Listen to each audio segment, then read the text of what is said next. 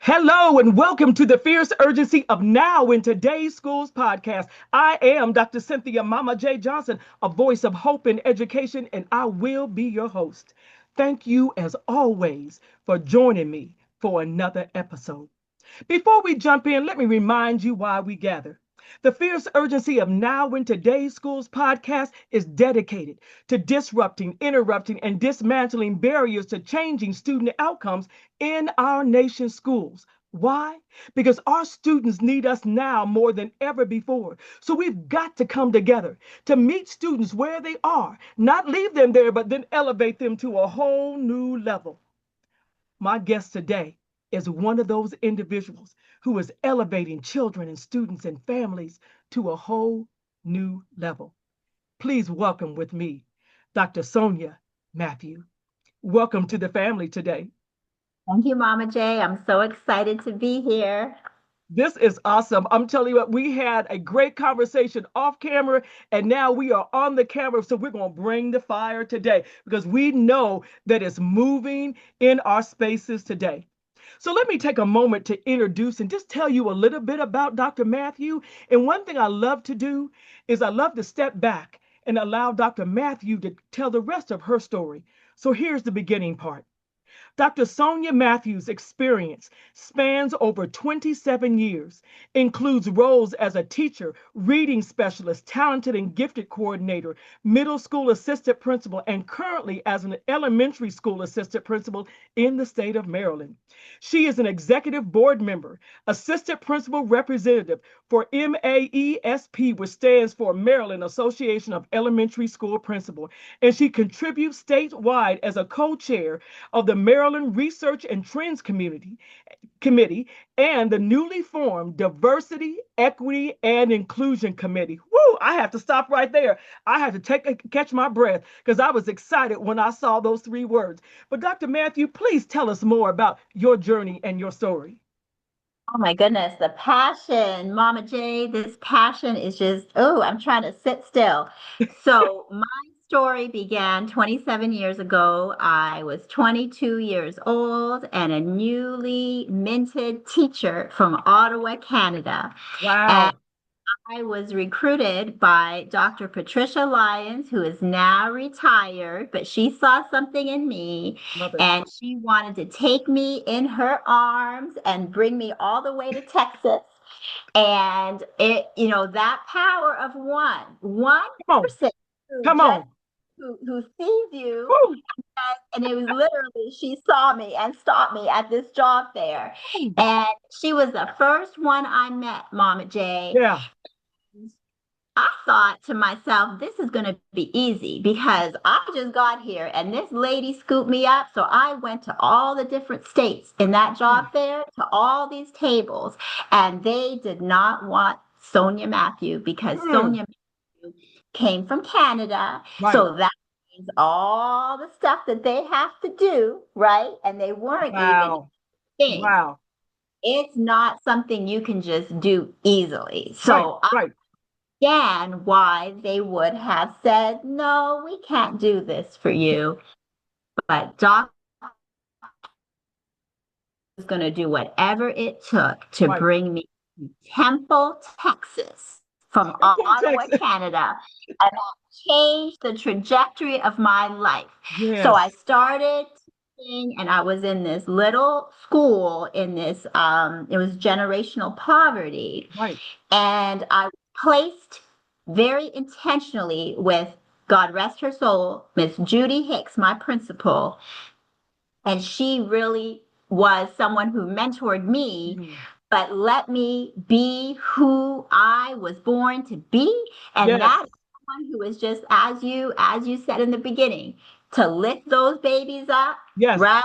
And to keep and meet them where they are. But that means you have to reach into their family, right? Come You on now. Yes. Yes. really have to not have that fear of where they come from, Right. right? And that's the thing. So, I,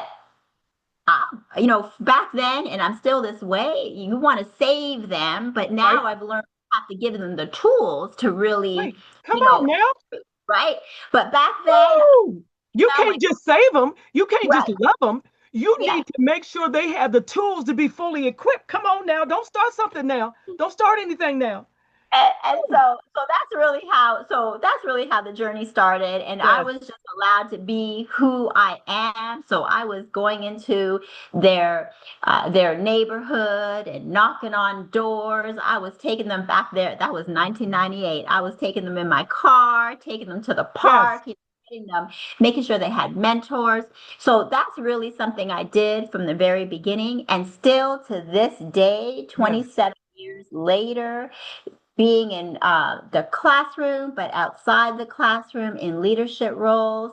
I Yes. still believe, and I cannot exist without really being that way. Someone who Yes. believes in each and every student, someone who believes in the power of community, Yes. someone who believes that there's no limit to what our children can do, Right. right? That's right. That and like you, Mama J, I can't see myself being behind a desk. So even as an assistant principal, you can't keep me behind that desk. Yeah. Like I might No. have a office, but I'm moving and grooving around because we have to be engaged with our kids. So Yes. Yes. 27 years later, here I am as an assistant principal, and I'm just loving the journey. Yes. Yes. Yeah. I love that. I love that. I'm trying to get these phones down. There's an Amber Alert going off right now. So those are things you can't. There it is. It just went off. Right. So I don't know where that child is, but I'm gonna pray for covering right now or what's going on. Amen. Yes. Amen. Yes. Yeah. So 27 years later, here you are, and you're serving as an assistant principal, and you're getting prepared. I'm gonna say that word. You're getting prepared for your next part of your story, the next chapter of your story. Oh, it's coming.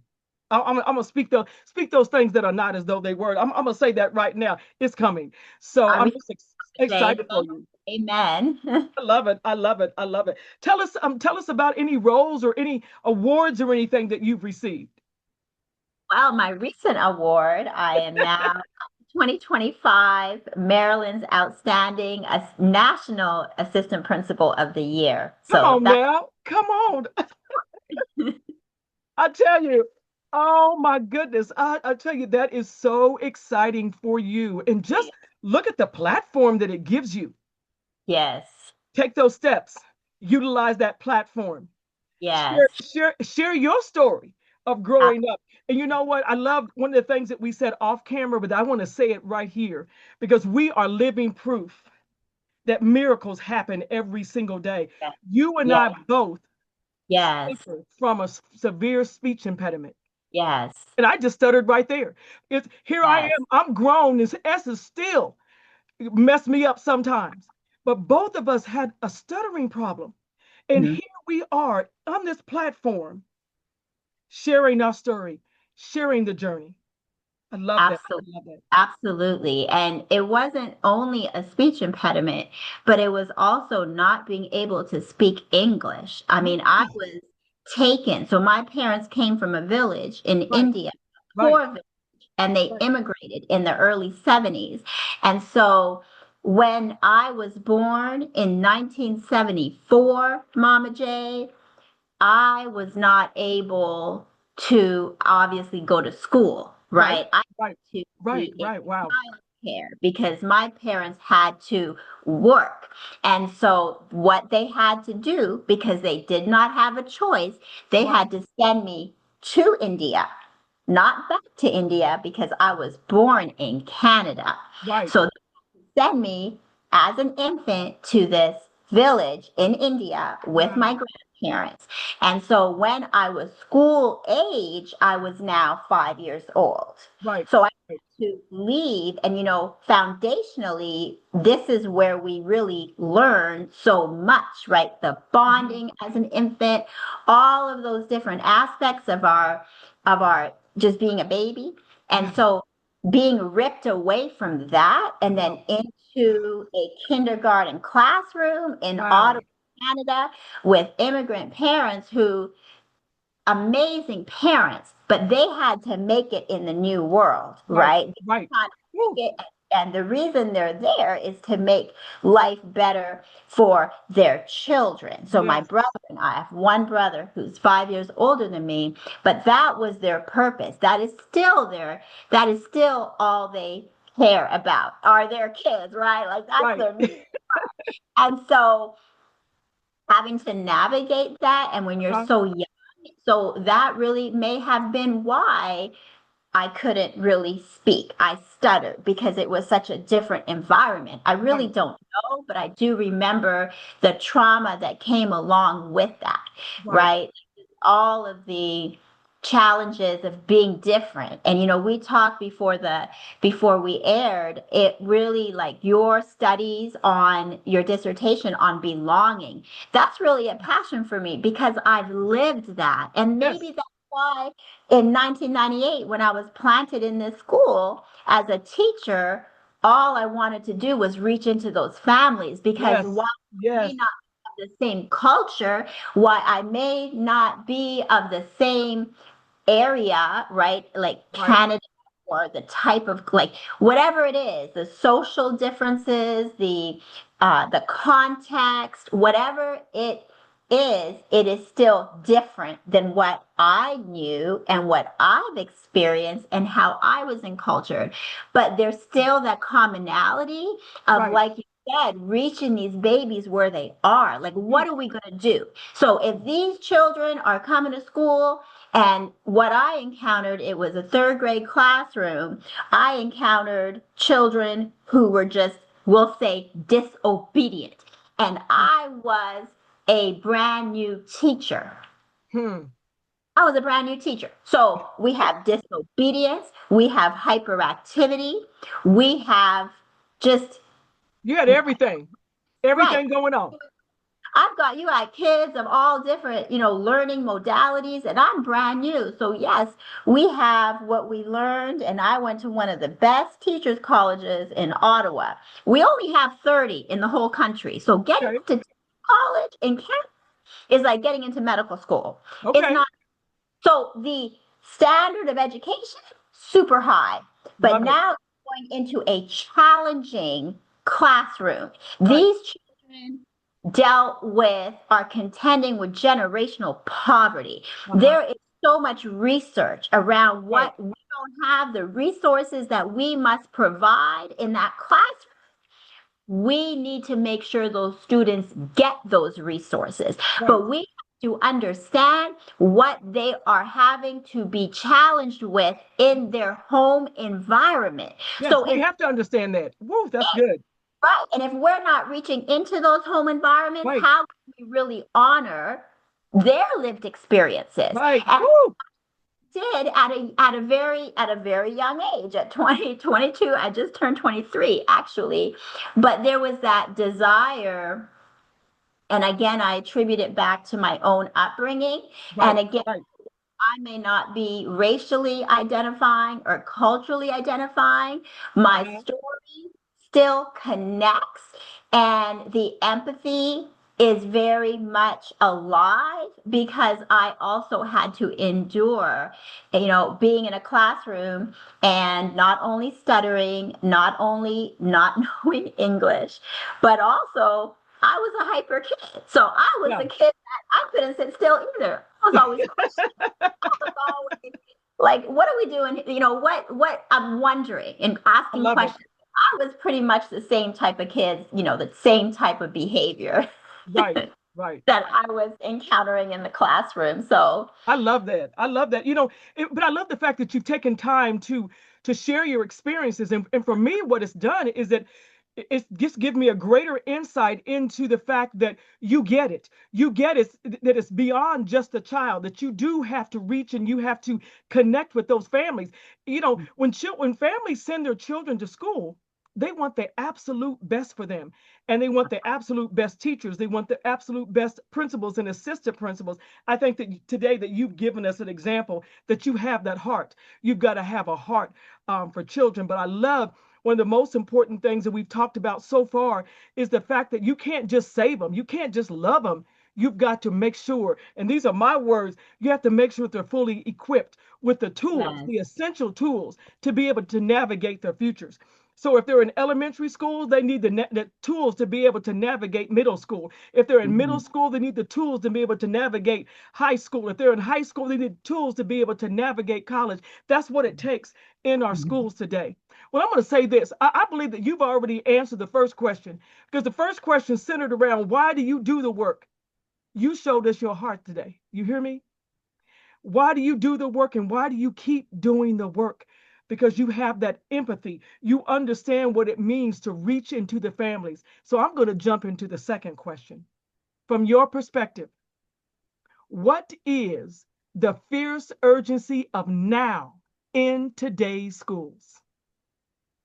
So we know our students are behind, Yes, right? We yes, know that it costs less money to actually be proactive uh-huh, and provide those interventions. And I'm talking yes, about those deep interventions. I'm talking about yes, wraparound services. I'm talking about provide those resources like we talked about, right? Being in the yes, classroom and going into those communities, providing mentors, providing counselors who are going to connect with not only the children, but uh-huh, and work with them over time. We call yes, them credible messengers, right? yes, People who had the lived experiences and are uh-huh, interested in those children because they too have gone through similar experiences. So yes, we know it costs less to do these things than to actually incarcerate. yeah, Like we know in third grade, 10 years down the road, they're 18 years old. right, And we know that illiteracy is tied to crime, yes, right? yes, So it is it is not okay to allow that. We have yeah, to not only focus on achievement and progress and strategies in the classroom, right. but we got to be more holistic. Come And on we now, whole teach child, our teachers right. almost, I think it's 80%. I think that's still the statistic of our teachers, our educators are white females. Mhm. So listen, we have to help them. We Right. have to help them understand cultural competency, Yes. cultural relevancy. We have to help them understand where are you in your understanding of our students and families. Yes. That's good. And and so we have to invest in that. That's urgent because Yes. if that the number one thing is you loving those children. Right. As a teacher, if you love every single one of those children, and I can ask you that question as an assistant principal and say to you as a teacher, what is your purpose? Why are Uh-huh. you here? But why are you here for these children? Uh-huh. These challenges that you have before you. Why are you still here? And I want them to be able to provide for me an answer without having to really think about it. Like they know why they're anchored and they Right. know Right. why they do what they do without any apology or hesitation. And so those are the types of teachers we need in front of our children. And Yes. if we don't have that, it is our responsibility to find out where are their understandings and their limitations. So Yes. that's where the equity and the inclusion and diversity work matters. Because Woo. if we don't have that equity lens as leaders, then we are not, Mama Yes. J, as you indicated, meeting our students where they are, meeting our Yes. families where they are. Because just because they're in second grade or third grade or eighth grade doesn't mean they're at grade level. Yes. They could be 5 grade levels behind. That's a reality in our Oh schools. yeah. And so they're on this continuum. So Right. the urgency is we got to get them on grade level in literacy, in Right. mathematics, right? They got to know, they got to be able to be able to just understand how to read and read Right. at high levels and to do mathematics because if they Right. can read, they can do anything. Everything else will take care of itself. So in order to do that, we have to find the ways to do to reach our children and reach their families. That's the Love that. urgency. That's I the love that. urgency. I love it. And you're right. That is a fierce urgency. We have to figure out how to reach the students and to reach their families. That is such a powerful message that you have shared with me today. I have another question for you. Just take Mhm. a couple minutes to think about this, to think about it, but take a couple minutes to answer it. What are you willing to disrupt, interrupt, and dismantle to ensure that students have access and opportunities to thrive in our schools? So disrupt. Okay. What are Let's you going start to there. disrupt? What are you going to disrupt? So what are we disrupting? So we have to disrupt when it comes to the development of our adults in the building. Yeah. And the disruption does not have to be urgently disruptive, right? We have to kind of Right. be strategically disruptive. So, Uh-huh. what does that mean? We have to ask the right questions, but we also have to do our homework. Come on So, now. actively listening to where our, just like I said, with the cultural competency and cultural relevancy Right. piece as instructors, right, in the Right. classroom who are teaching. So we have to be in those classrooms Right. as assistant principals, as school leaders.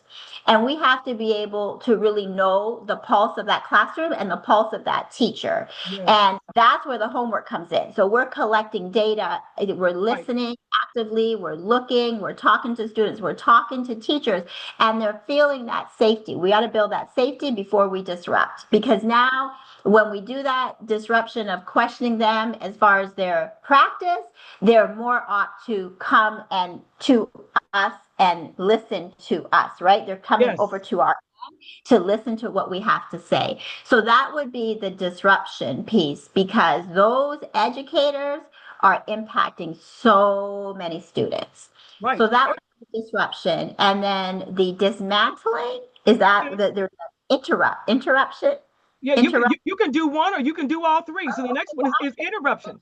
Yeah, I'll do the interrupt. Okay. So when I'm in those classrooms, Mama J, Uh-huh. and those students are comfortable with me and the teacher is comfortable with me, I now feel safe to interrupt in that real time Okay. type opportunity. Right. So, for example, if there are students working together and there might be some misconceptions, I might in real time interrupt because they're used to seeing me. Right. I'm not an evaluator per se. I'm someone they're very familiar with and I'm Yes. actually in the learning process. And in the same way, I will want to have built that safety with the teacher so Yes. that I can just have a very casual conversation in passing and perhaps again interrupt in a way that will have them to maybe think of a different way. That's good. That's We good. have to be very intentional in how we Yes. interrupt and disrupt because there's a goal. There is a There's a goal. so There if is a we goal. doing it in a way that we're not where the other person is not feeling safe, then we are not going to reach that goal and our students are too important. As far as dismantling, I spoke earlier about that holistic aspect, like Uh, meeting our students where they are, reaching into the community. right. Currently, I think every school needs to be a community school. We Uh, now designated community schools, and there's a lot of money being poured into that. that's But great. that really originated with Dr. Comer, right? Back in the day. Right. And it's really not anything I don't believe costs a lot of money. I believe we just have to have this philosophy of we are not here to necessarily be against the parents, but Uh-huh. and the families, we need the families to partner with us and we Yes. have to work on that. We have to be intentional and think about how are we going to do this? How are we going to get them on our side? We Right. can't take it personally because they're dealing with their own challenges. We Right. are dealing with our own challenges Right. as adults. So that's another thing I'd like to kind of dismantle a little bit, right? Okay. when we're coming up, when they're telling us up here that we have to do all of these different things, Uh-huh. school is getting it from central office, and now we have to kind of we feel that we might just need to pour that right into our teachers, Right. but we're dealing with humans. So I would like to dismantle this idea of just information overload. Yes. How Oh my gosh. think Oh my about gosh. how we think about who's getting the information, the readiness for the information, Right. and how to help them through and coach them along the way. Right. Because again, we're dealing with people. And why does this matter? Why is this urgent? Uh-huh. Because those educators are in front of our babies. That's Yes. why it's Woo! important. Yes. Oh, that is so good. I'm telling you, it's so important. I see your passion. I feel your passion because you're exactly right. Those educators are in front of our babies, Yes. and we have to be very careful. You've said so much for us today that we can learn and grow on today. One last question, and I want you to take 1 minute to answer this question. If you had to give a call to action today to our audience that's listening, what would be your call to action? So I want everyone who's listening out there, I want you to take the time necessary to really know who you are as an educator, Come on. to really surrender to that. But Yes. don't just think about it in a general way. Go back to your own stories, Yes. your own experiences, your own challenges, Right. and reflect deeply on why you're doing this work. Right. Because if you can do that, that is going to ground you every day. Yes. That is going to drive you every Yes. day. Mama J, this passion that you see, it's not always this way. It's channeled differently because Yes. everyone may not be kind of, you know, used to the passion, right? Like Right. Right. you have to read the room, and I'm actually one of my friends, Jeffrey Monroe, if he's listening, he taught the term. It's called calm urgency. Okay. So we got to be calm all the time. We got to be calm, really, Right. because there's so many things that happen in the schoolhouse. And when it comes to when we're dealing with like relationships with others, and things are said to us that we may want to take it personally, we can't do that because Yeah. we have to stay passionate, but we got to be Yes. calm in it and then go back and reflect on our why so we can Yes. go back and interrupt, right? Right. Or disrupt whatever it is so we can take care of that issue. We can't just be passionate and say no urgency now. Like we got to Right. do no, because everybody again going back to what you said in the very beginning, That's right. we got to meet them where they are. That is important. We got to Right. be sensitive to that. Yeah, I so love that's that. action. I love Definitely it. know your why and Yes. know it Know your well. why. Well, and you know Yeah, what? If you don't know your why, then you can't do your what. Okay. So that's we gonna leave it there. We gonna leave it there I love because I'm that's telling you that's fire right there. Because if you don't mm-hmm, understand that, nothing's getting done. Well, I'm telling you mm-hmm. what, this has been woo, 3 tambourine shakes in one session. I'm telling you, this has been complete fire today. So much has been said to help us as educators. That's the whole purpose and the goal. Every Yes. single person is in a different place, in a space, and every single person needs something different. It is my Mm-hmm, goal to make sure that I give you what you need. Not every mm-hmm. single episode is going to be your cup of tea, but I know that something has been said or done today. So, this is what I always want to say in closing. There's a lot going on in the field of education. There's a lot of highs and there's a whole lot of lows. There's a lot of darkness and discord in this field. But as you go about this school year, I want you to choose joy. And I want you to choose the word that's back over my shoulder. I want you to choose hope. Because let me tell you about hope. When you are anchored in hope, it keeps you moving forward.